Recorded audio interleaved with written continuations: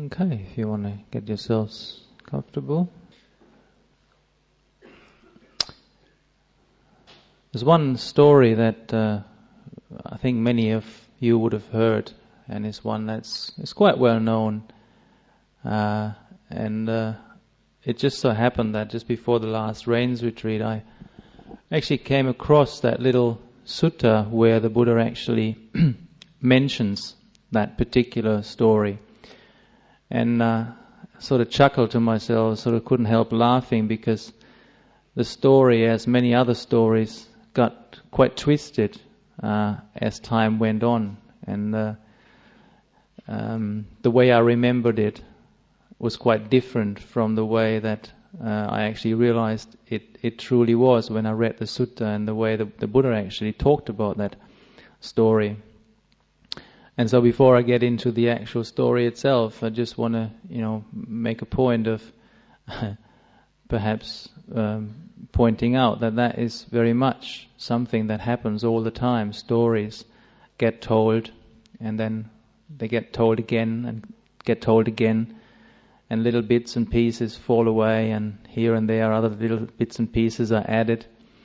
And so as we go along, things change. And that's just the nature of people talking, relating stories, and it's quite indicative of how we actually perceive our reality. We are so convinced sometimes that this is the way it is, and this is my story, and this is the way it always was. And just to undermine that assumption that life is what we think it is or what we perceive it is, something that we can actually sort of learn to understand by understanding or hearing stories being changed. So the actual story that I very much like, and I must have told it here before, is the story of the acrobats, the bamboo acrobats.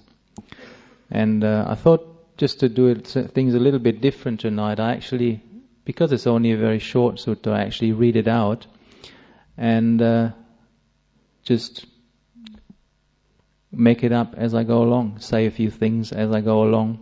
And there's a very beautiful ending at that story, something that I had completely forgotten, or that might have never actually come to my mind, because sometimes there's only parts of stories that get told, and bits and pieces, like I said, get lost. And I felt that little ending there in that sutta was actually very beautiful, and I think I'll be spending a little bit of time talking about that. The sutta I'm talking about is found in the Satipatthana Samyutta. It's the big fat blue one, the second edition. And it's the Satipatthana Samyutta deals with the four foundations, or as Bhikkhu Bodhi translates here, the four establishments of mindfulness. And the actual sutta is number 19, is called Sedaka. On one occasion, the Blessed One was dwelling among the Sumbas, where there was a town of the Sumbas named Sedaka. There the Blessed One addressed the bhikkhus thus.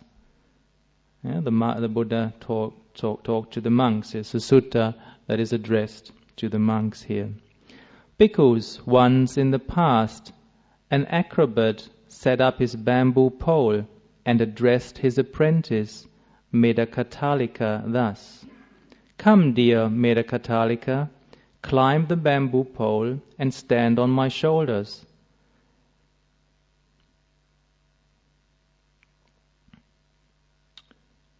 Having replied, yes, teacher, the apprentice Medakatalika climbed up the bamboo pole and stood on the teacher's shoulders. The acrobat then said to the apprentice Medakatalika, you protect me, dear Medakatalika, and I'll protect you. Thus guarded by one another, protected by one another, we'll display our skills, collect our fee, and get down safely from the bamboo pole. And I stop here just to point out the first thing that I always got wrong, because I always assumed that it was the student. I go on first. I'll tell you afterwards. So here, what we have is in the old days they used a bamboo pole and they did acrobats on it, a bit like a tightrope or whatever. But here, actually, it seems that they're holding up the bamboo pole to their chest, and he climbs up on it. Yeah, just as they have in circuses and fairgrounds and places like that. And so what the teacher says here to his student, he says, you protect me, dear Medakatalika, and I'll protect you. And thus guarded by one another, protected by one another, we'll display our skills, collect our fee, and get down safely from the bamboo pole. And when this was said, the apprentice Medakatalika replied, that's not the way to do it, teacher. And I always thought it was actually the teacher who said to the student, it's not the way we do it. But here it's actually the student who rebukes the teacher. That's not the way to do it, teacher. You protect yourself, teacher, and I'll protect myself.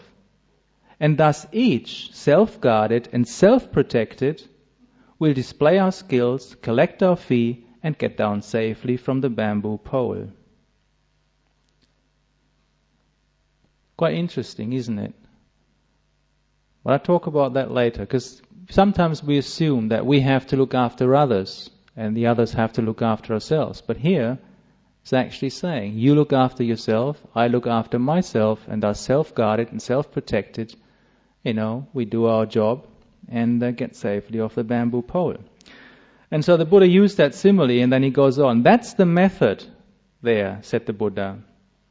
It's just as the apprentice Medakatalika said to the teacher, I will protect myself because thus should the establishments of mindfulness be practiced.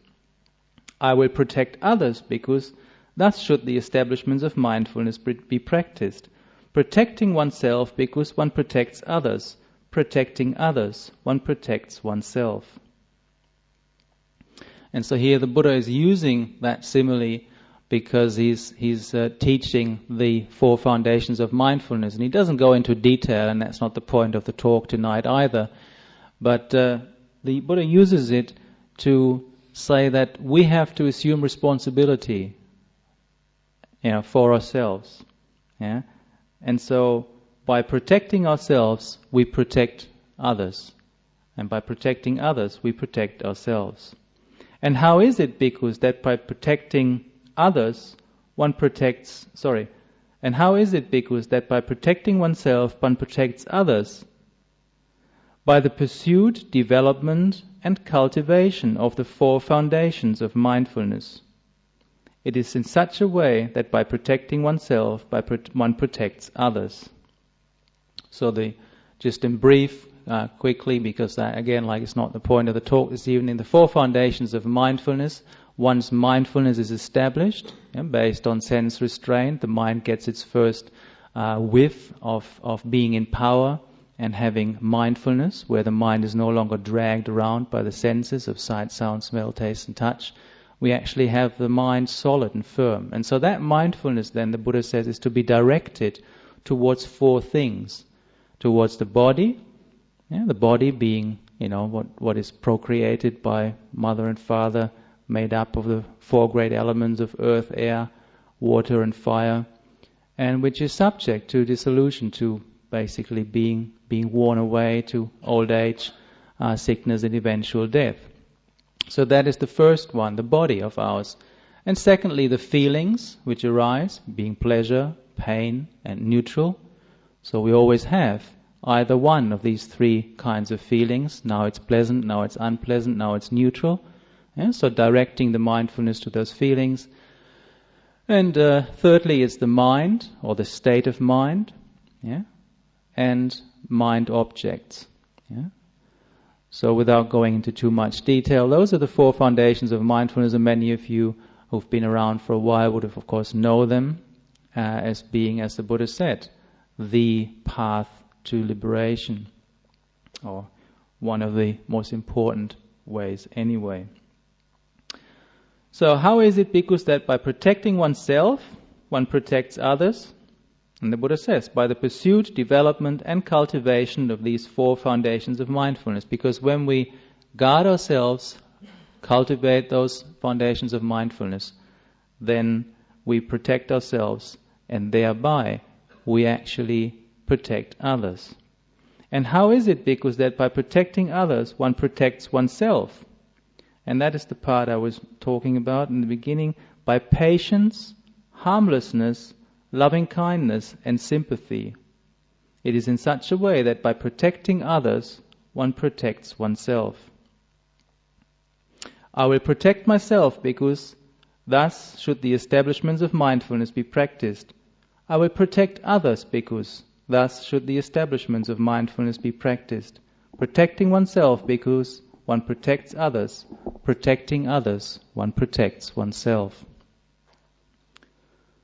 So that's that little sutta, and there's many points that one could pick up and start talking about. And I perhaps just start by dwelling a little bit on why it is that by protecting oneself through the establishment and cultivation of the 4 foundations of mindfulness, one actually protects others. Yeah? Because it is through the self-awareness. Yeah? One becomes very much aware, and that awareness leads to more and more understanding, more and more wisdom, more and more peace. Yeah? And through that, because one becomes more wise, more peaceful, more understanding within oneself, that one no longer is being harmful or hurtful to others, and thereby one actually protects others from oneself by looking after oneself. And in that example with the bamboo pole, it's quite obvious, isn't it, why the Buddha used that simile? Because we can't take responsibility for other people, can we? Yeah? Sometimes we assume that we have to take responsibility for our children. Yeah? But it's actually much more that by looking after ourselves, we protect our children, rather than by protecting our children, we protect our children. Because what we do is very important. Because if we look after ourselves, if we are a good person, yeah, if we do all the right things, if we actually set an example, yeah, through being kind, wise, compassionate, good people, yeah, then children will actually emulate that. They will pick up on that. It's not so much what a parent says, but it's much more what a parent does, how a parent lives. Yeah. And it's the same thing in a monastery. If you have a teacher who can give great Dharma talks, then that's one thing. But if he doesn't actually live what he teaches, then, what use is that? Yeah. There's a lot of people who just pay lip service to the Buddhist teachings, and they can quote all the suttas and they give all the great talks, but their life is a mess.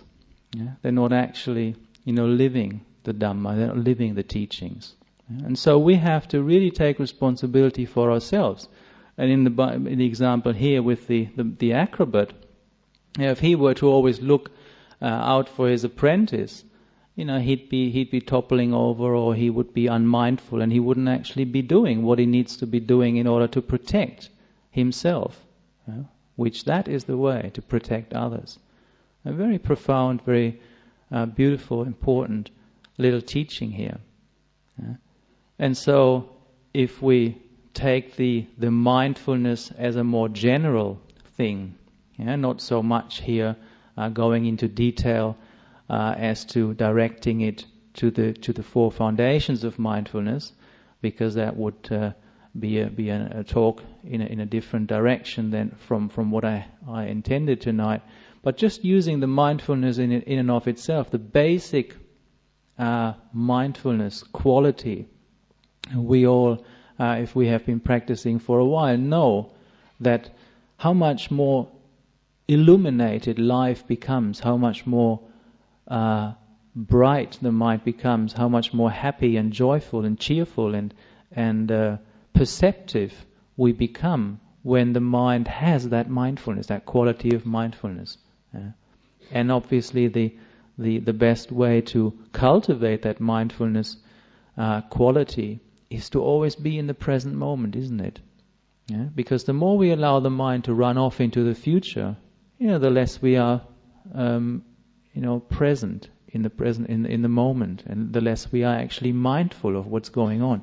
The more we linger on the past, the more we always dwell on things that are long gone, the less we are actually really experiencing the reality of now and are able to take in, experience, take in life and actually work with it, and take responsibility for what we're actually doing in the present moment, in the here and now.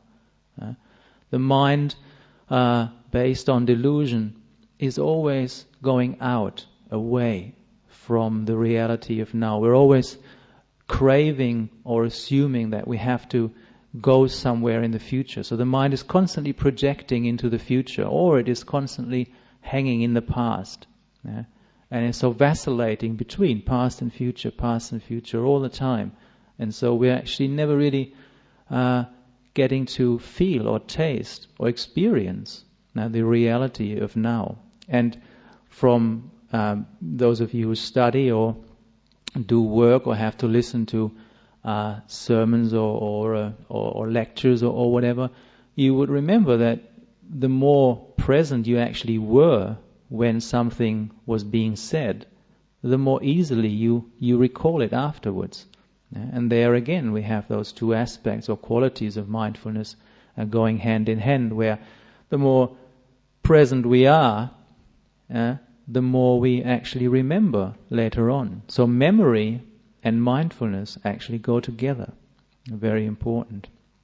And so the more we cultivate and develop, as the Buddha said in the sutta, this mindfulness, and then later on the more power it gets directed to developing and cultivating wisdom by looking and using that beam of mindfulness, as it were, and shining it onto those four areas and aspects of our existence where the Buddha said enlightenment or wisdom is to be found, namely the body, being the four elements, the feeling, pleasant, painful or neutral, the mind state, greedy, lustful, angry, whatever, and the various objects and aspects of the mind, objects that come into the range of consciousness, And you can see the more flustered we are, the more we aren't in the present moment, the more we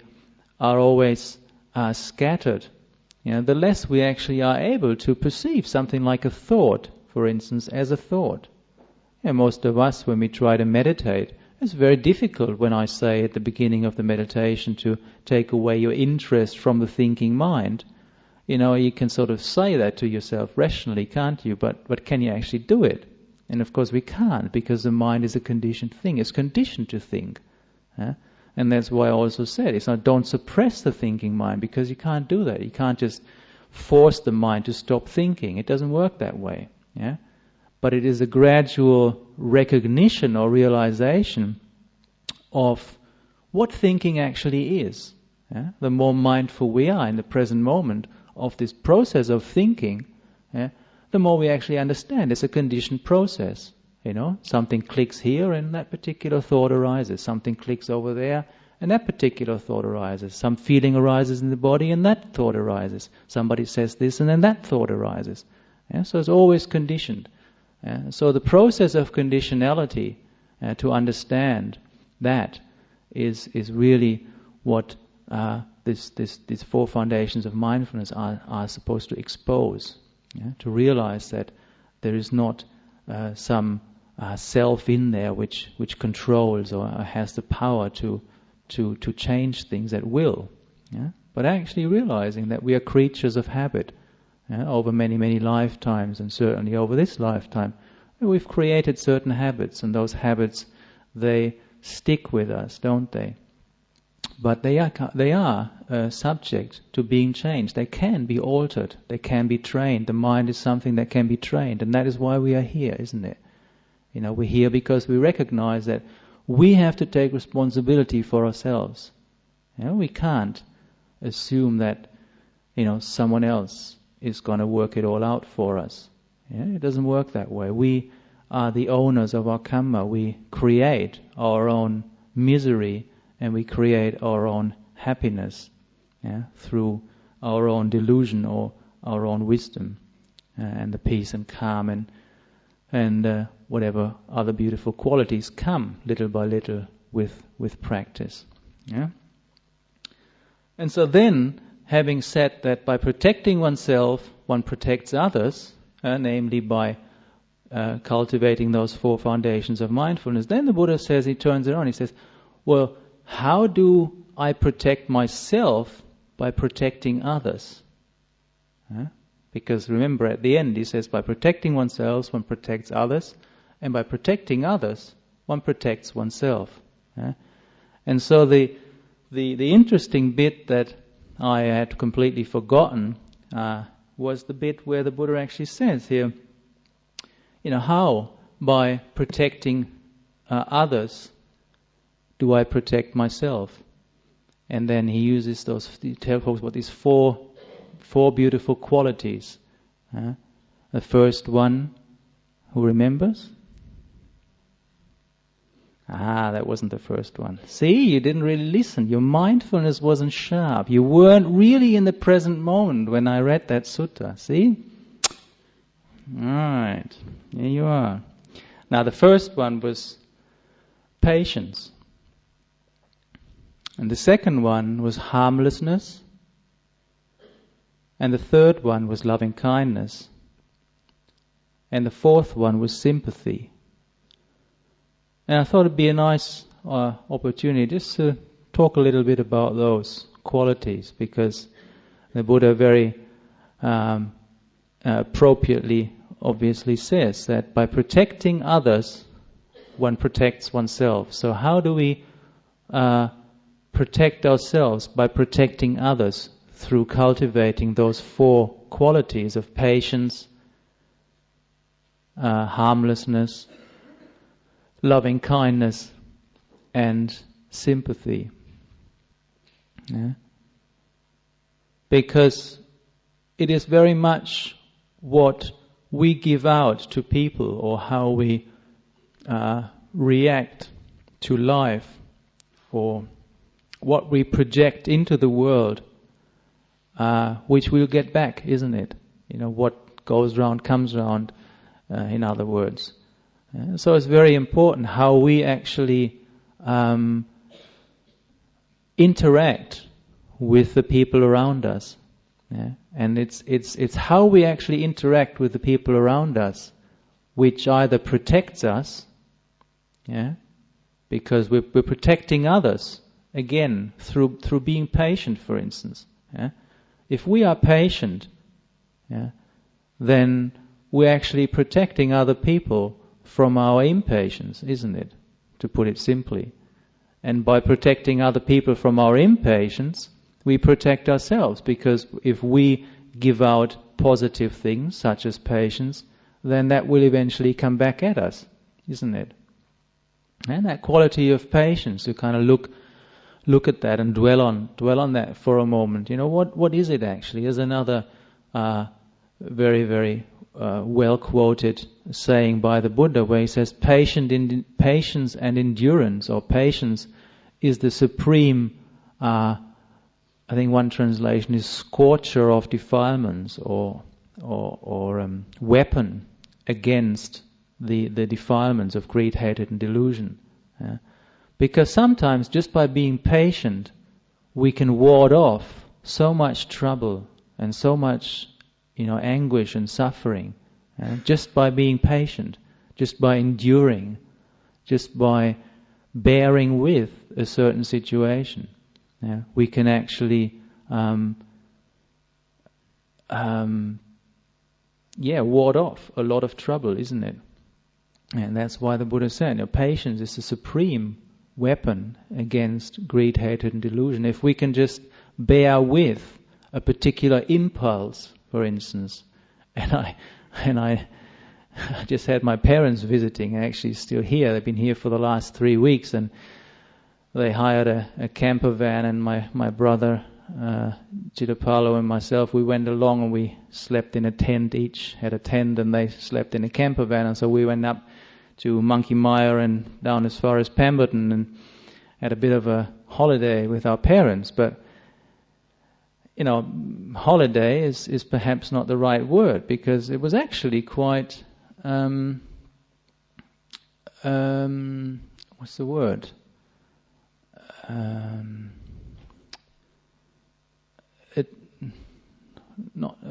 Tiring also, but it was quite a challenge, because I hadn't actually been with my parents for quite a while, and my parents being parents, they still look upon us as their sons. We're not monks necessarily to them. We're much more their kids, and so there are differences, and there are differences of opinions, and there's old habits, and there's a lot of father-son and mother-son relationships that are still lingering there from the past, which is quite natural, isn't it?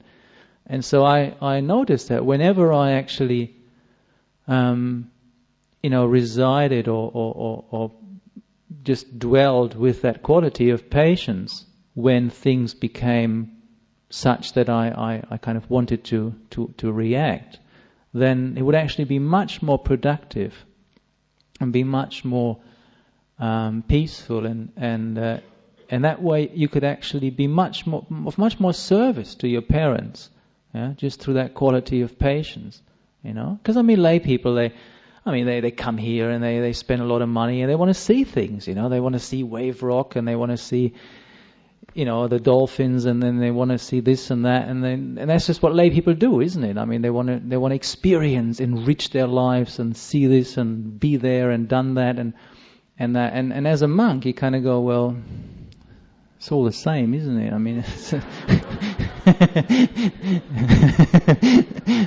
Isn't all that interesting, Especially once you've been traveling around the world like myself, and been there, done that, and it's just another tourist attraction, and it's another rock, and yeah, it looks nice in the sunset, okay, but okay.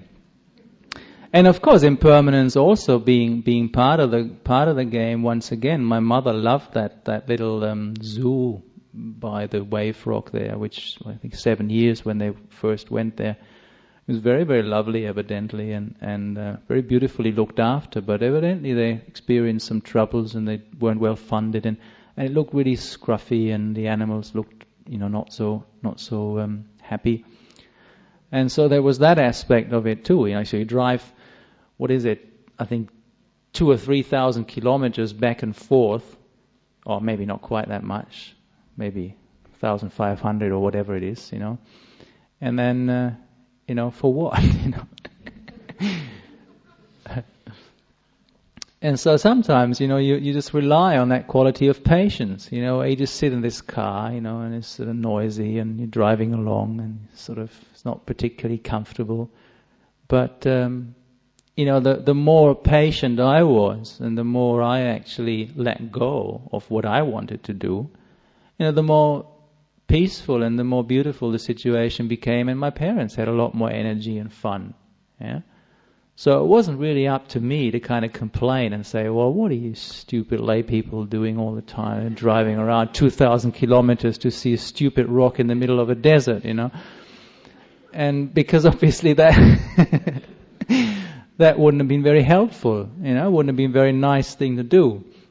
And so I just sort of, relied on that quality of patience there, and also the others, because they're very closely related, isn't it? That harmlessness, that other quality of harmlessness and loving kindness and sympathy. You're not even if you see a fault, you're not just poke your finger in there straight away and dig in there and with the intention to hurt or to expose anything. In people, So you actually, you actually just rejoice in harmlessness, where you actually want to not hurt, to not harm, and to be someone who is a promoter of concord and peace and harmony, rather than sort of stirring things up. And loving kindness, just to have that wish of, may they enjoy themselves, may they have a good time. They come here all this way and spend a lot of money, and they people being people, human beings being human beings, they want to enjoy themselves. That's what we all want, and we all have our different ways of enjoying ourselves, and so just to have that wish of, may they be happy, may they be well, may they enjoy. And so when I went up on that rock, I tried to purposely look, at the beautiful aspects of that experience, and actually point it out and say, look over there, and have you seen that, and pointed out things, because the mind is very clear and bright, and it can actually pick up the beautiful aspects in things, but it can also pick up the uselessness and the negativity. But that wasn't the point, was it? It wouldn't have been very productive. And so the wish to make that experience something memorable and enjoyable and delightful, is very much coming from that quality of loving kindness and wishing well, having that goodwill, and that the quality of sympathy is to have sympathy for someone, to be sympathetic, to as it were, place ourselves into the minds of others and actually see through their eyes, see through their heart, try to perceive the way that they perceive, and thereby, understand and be sympathetic to their cause, to what they're here for, and appreciate what they're actually doing. Look for the nobility or the goodness or the kindness in things. And so those four qualities, they go very, very closely together. Yeah.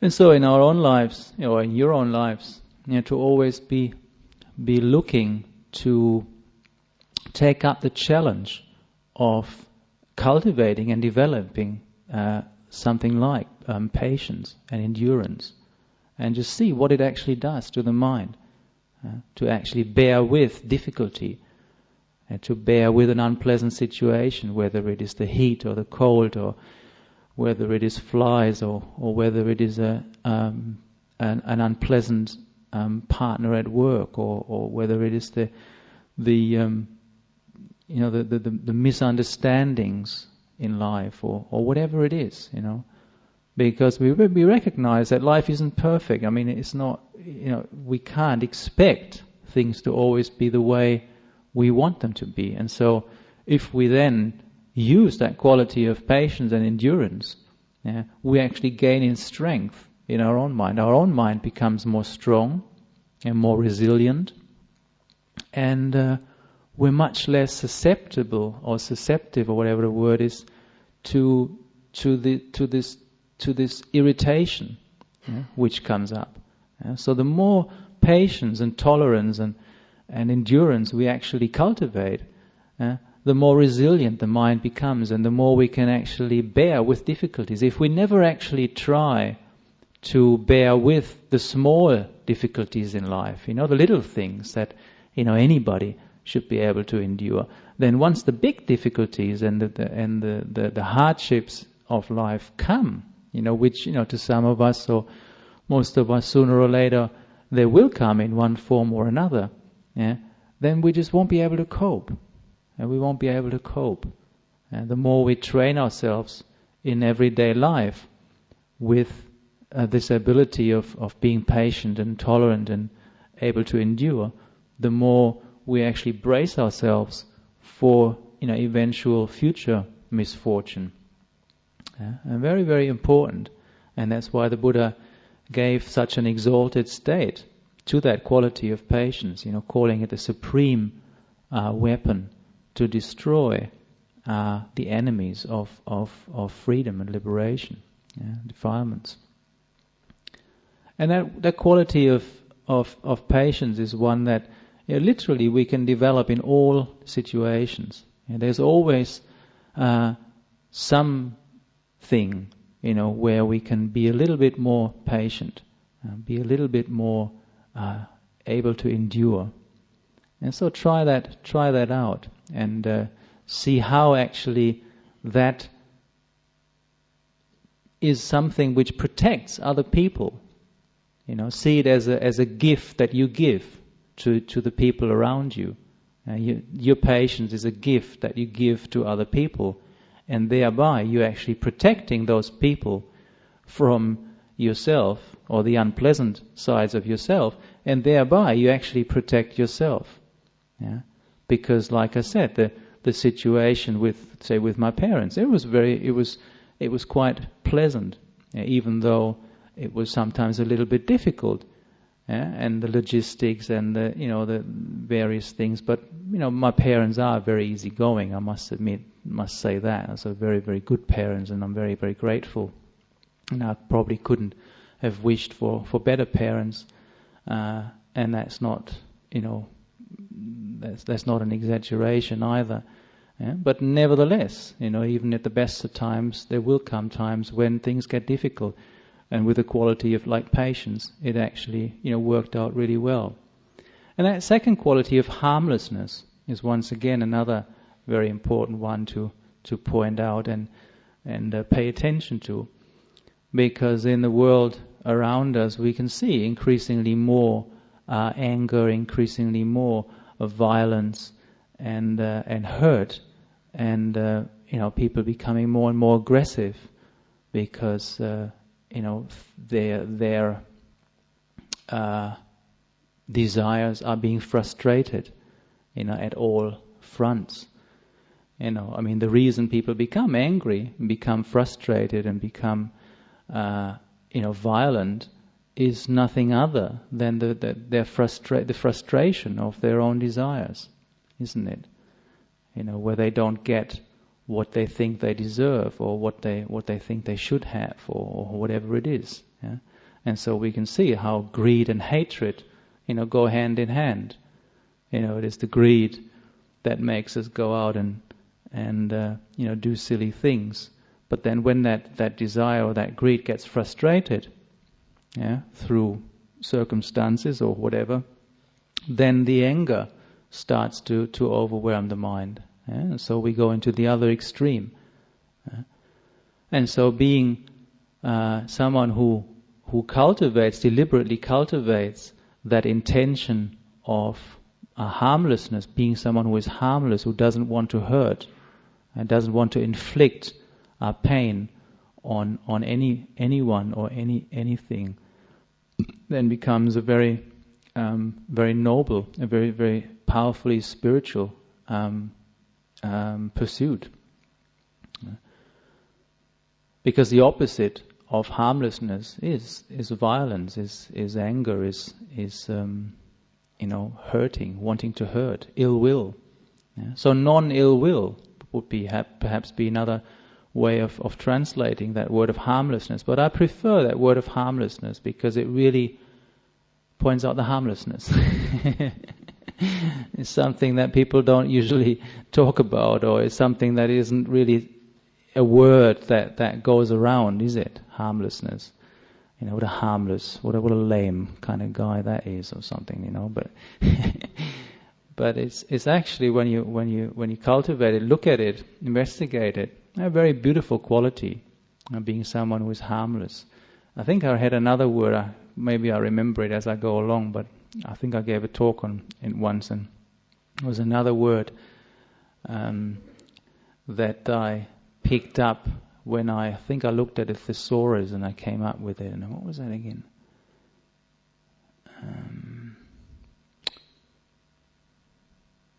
I can't think of it now. But it was another word which wasn't very prominent. It wasn't a word that was much being used, but which actually pointed very beautifully in a direction that is worthwhile looking into.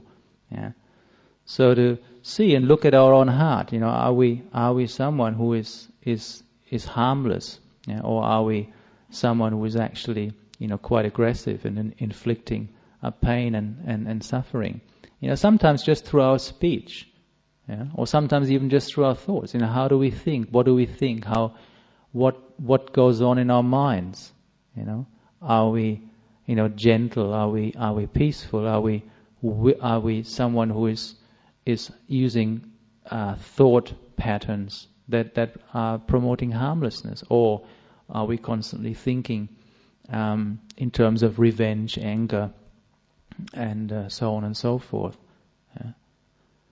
And obviously, as Buddhists, at least on the level of keeping the 5 precepts, already there is a great amount of harmlessness that comes with just keeping those 5 precepts. Where we at least don't deliberately kill any living being.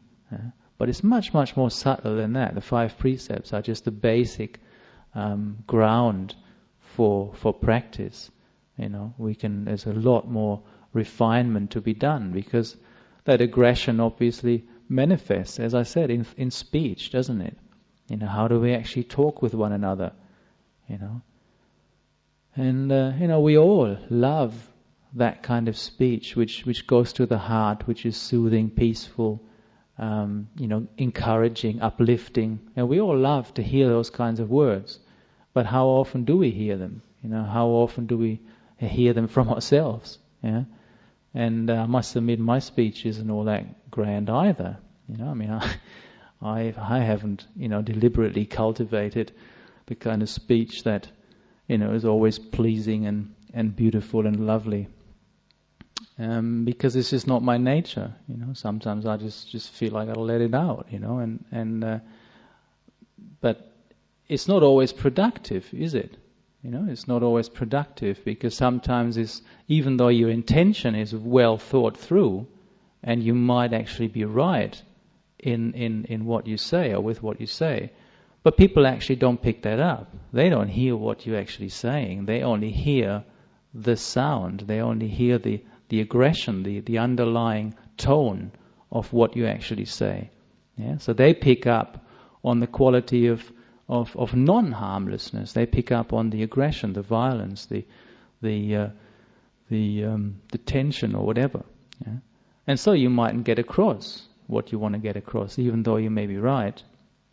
So sometimes being someone who is skillful in their speech is very, very important to cultivate that. And it doesn't necessarily mean that you have to be always pleasing everybody either. And that's certainly not my style either. I'm not out to please everybody. And but I very much notice that sometimes if you stand back a little bit more and actually reflect a little bit more, and again it comes back to that quality of mindfulness, doesn't it? The more mindful you actually are of your own mind state, and here we are with the 4 foundations of mindfulness. The more mindful you are of your current state of mind, the less likely it is that you will actually act upon an unskillful mind state. But if you're not mindful of your mind state, then very quickly you say something which you later on regret. And so there again you can see how that quality of mindfulness and being actually aware of what's going on in yourself is just so important, and why it is such an important foundation for any kind of spiritual progress and growth. So that quality of harmlessness, one of those 4, and the third one here, they always go together in a sense that the opposite of harmlessness is being cruel or harmful, and the loving kindness is the other one that comes with the 4 Brahma Viharas. But I purposely didn't actually use a commentarial interpretation of that sutta, because they just flatly say, this is the 4 Brahma Viharas, and I don't think it is, because the Buddha has actually nuances of those things, and that word harmlessness is not necessarily the same as compassion. Whereas metta, the word metta is clearly the same root. So the Buddha actually talks about loving kindness here. But then the joy or the sympathy, so sympathy at the end, is not the sympathetic joy, which is mudita as a Brahmavihara. Yeah, so sometimes the Buddha actually uses quite subtle differences there when he talks about these things.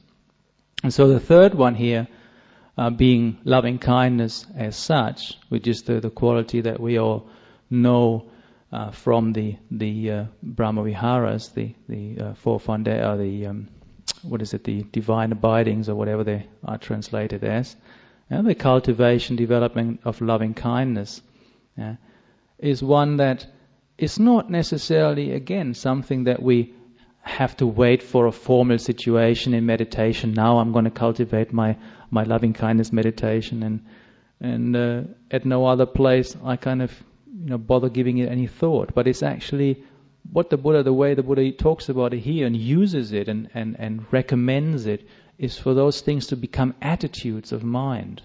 Yeah, where our whole attitude towards life, towards people, towards everything around us is one of loving kindness. Yeah?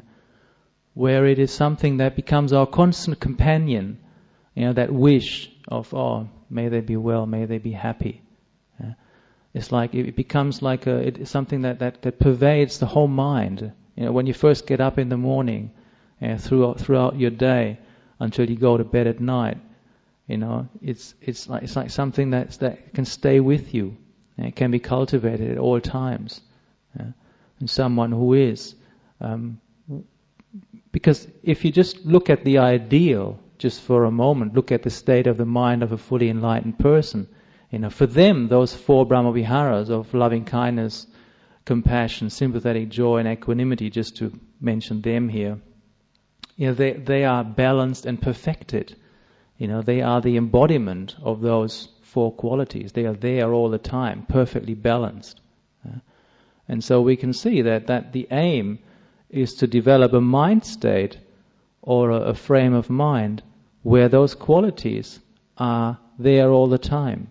Yeah? And obviously it takes a training. It takes a training where we take time out to cultivate them in a formal manner. Where we actually sit down and deliberately think of a particular person or a group of people or even all beings, whichever way you cultivate that, or yourself first of all. Because one of the things with loving kindness that I always criticize with the commentaries or with some other monks' teachings is that they always talk about the loving kindness you have to, first of all spread to other people before you can spread it to yourself. And that's completely wrong, because the Buddha very clearly says, as to all, as to oneself. So loving kindness is to be developed to all beings, as to oneself. But it precludes that you have to have loving kindness for yourself, first of all, before you can actually spread it to anyone else. If you hate yourself, and you then it's very unlikely that you're going to have much loving kindness for anyone else. And so you have to, again, and there we see how these things beautifully interlock. You have to have that mindfulness of knowing yourself, first of all, and then embracing yourself, accepting yourself for what you are, and spreading that loving kindness to yourself. Yeah? There has to be that wholehearted acceptance of your own being, with everything, top to bottom, the whole lot, and embracing and accepting yourself with all your faults and all your good qualities, and then have that quality of loving kindness, because you recognize that it's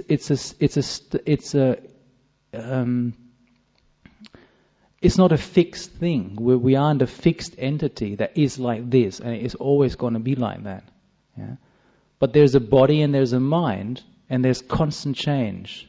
Yeah? Perceptions always change, thoughts always change, feelings always change, everything always changes. Yeah?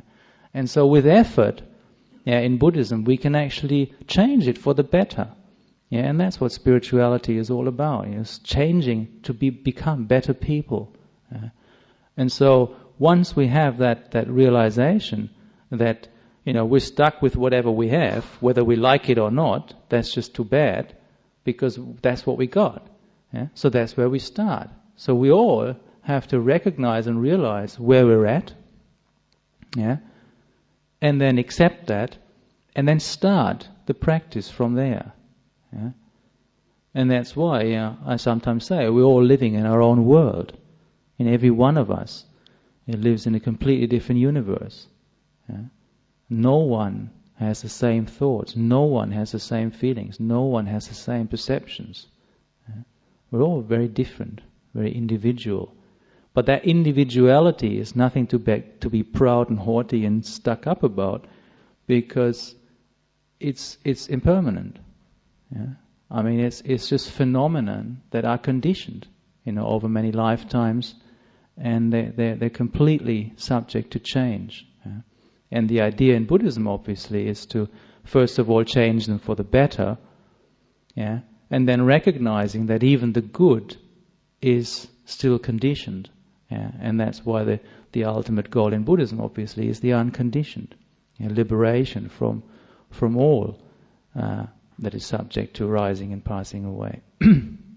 But then, once we have accepted ourselves and have that loving kindness for ourselves, then we can actually go around and spread a bit of it around, because we all of a sudden we recognize that other people aren't all that different from ourselves, isn't it? I mean, we always think that we have the conceit that somehow we are, we know what's going on, or we understand, or we're better than they, or we're worse than they, or we're the same as they. But all of the three are conceit. Being better, being worse, or being equal. The Buddha said, are all three forms of conceit. Yeah? So the whole idea of me setting up myself against someone else is delusion. Yeah? So once we understand that, then the more we understand ourselves, the more we understand other people, and the more we can actually wish well and have that quality of loving kindness and spread that loving kindness to other people. Yeah? And that way it becomes really, really effective, because the goal of loving kindness, as the Buddha teaches, is to break the boundaries where the loving kindness that we actually radiate from our own heart outwards to all beings, yeah, no longer knows any boundaries. Yeah? In other words, it's not like it's very easy to direct loving kindness to your girlfriend, isn't it? Or to your mother, providing you like her, or your father, or your son, or whatever, or your daughter. Yeah? But then, where it gets difficult is when you start to embrace those people that you have difficulties and trouble with, isn't it? Yeah? And so, but the more you actually understand yourself, the more you accept yourself with all your faults, the more you can actually start to accept the faults in other people. Yeah? Because you realize, hang on, they are conditioned just like I'm conditioned. They respond to those particular inputs in the same way that I respond to those inputs. Why should these people not become angry if their desires get frustrated? Because they are unenlightened people. They just want to be happy. They just want to have fun and pleasure and enjoy themselves as much as everybody else. Yeah? It's just that they're a little bit more stupid maybe in their pursuit of happiness. I always say it's like a little mosquito. It comes and asks for a little drop of blood. It's a very unfortunate livelihood, isn't it? Because how many people just watch a mosquito, just take a little blood and say, "Oh, may you be well, may you be happy," and bye bye. Very few people can do that. And I've been there, done that. I've done it in Thailand. I watched 30 mosquitoes on my arms take their fill, without killing them. And that's what I used to do when I went to my kuti. We didn't have mosquito nets in those days, and there was always some gaps in the wooden huts where the mozzies could come through in the evenings. And so you know statistically when you go to bed, there'd be about 5 or 6 in here now. And so you just lay down and you just wait patiently.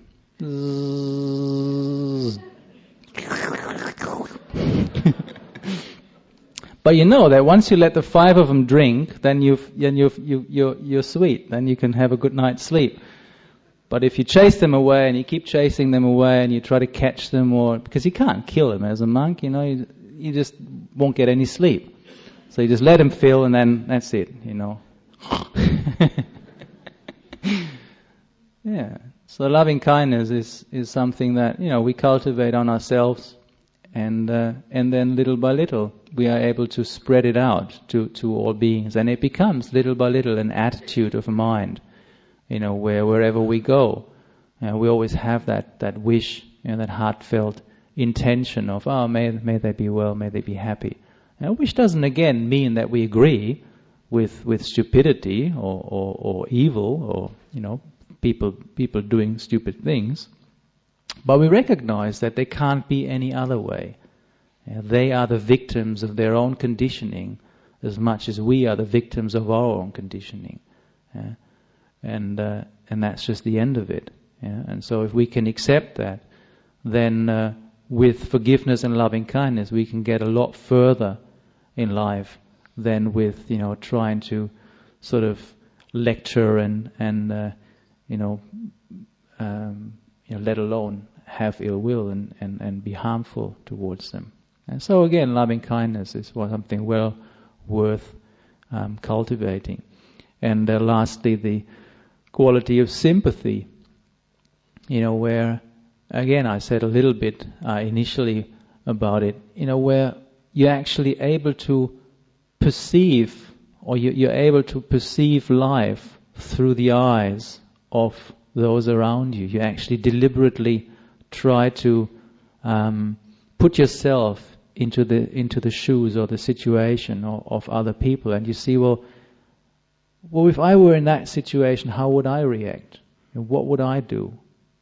Can I really condemn? Can I really blame or judge that particular person for being the way he is or she is? Because when I put myself into that situation, would I be better? Could I do a better job, or not? Yeah. And so that there's another word, I think, empathy. Yeah, that plays in with this word sympathy, quite a bit, because you can if you say you sympathize with someone, sometimes that doesn't really sound right if it's a wrong cause, does it? Yeah, but you can actually empathize. Yeah? And so what I'm trying to get at is probably much more empathy or sort of a mixture of the two. Yeah? Where you can you sympathize with the person, but not necessarily meaning that if they do something wrong you agree. That's not the point I'm trying to make. Yeah? But it's the ability to be someone who picks up on where other people are at, and you're able to see them, for this. You see them in their situation. You see the context. You see the broader picture. You're not just looking at, this is what I want to get out of this person, and I ain't going to get it, and so therefore I'm going to be angry, or therefore I don't like it, or something like that. But you're actually sort of standing back, and you're feeling out, this person, or you're feeling out the situation and the context and everything, and you're getting much broader perspective. And that way, you can act a lot more skillfully, can't you? Because if you just come from your own narrow, often quite selfish perspective, then it's very easy to judge, isn't it? But then you actually look and you because the media, for instance, these days, you always get just one slant of things, isn't it? It doesn't matter whether you listen to the radio or whatever you do, or read the newspapers. You just get a slant of this one dude who wants to just kind of put his view on you, or in the media it's even worse. You get a whole bunch of newspapers, and they're all written by the same guy, more or less, anyway. And there's just no way you get any kind of perspective on things, unless you get some independent, what they call independent, news. And often that's not independent either. Yeah. So it's very difficult sometimes to really get the picture. Yeah. And so sympathy is the quality of not always judging straight away, not always jumping to conclusions, but to actually, empathize and feel these situations out a little bit more carefully. So those are those four qualities. Again, to recapitulate, the first one being patience, patience, endurance, being able to bear with a situation. The second one being the quality of harmlessness, being someone who is gentle and harmless and not aggressive and hurtful. The third one being loving kindness, the developing, cultivating that heartfelt wish of, may those beings be well, may they be happy, may they be at peace. And lastly, quality of sympathy or empathy. And all in the context of mindfulness, the four foundations of mindfulness, but also recognizing that what the Buddha said in that sutta here, by we take responsibility for ourselves, others take responsibility for themselves, and thereby, by protecting ourselves, we protect others, and by protecting others, we protect ourselves. So there you are. That's a little talk tonight for you. Anybody got any questions or comments on what I spoke on tonight? Any comments? Questions? No? Come on. Yeah? Honesty is very important, and in fact, in the whole scope of spiritual training, it's a very, very, very important foundation, because if we are not honest, either with ourselves or with other people, then the whole pursuit of spirituality, which is truth-seeking, isn't it, doesn't make any sense. So as long as we still lie to ourselves or lie to others, that's why in the basic 5 precepts for any Buddhist include not lying, honesty.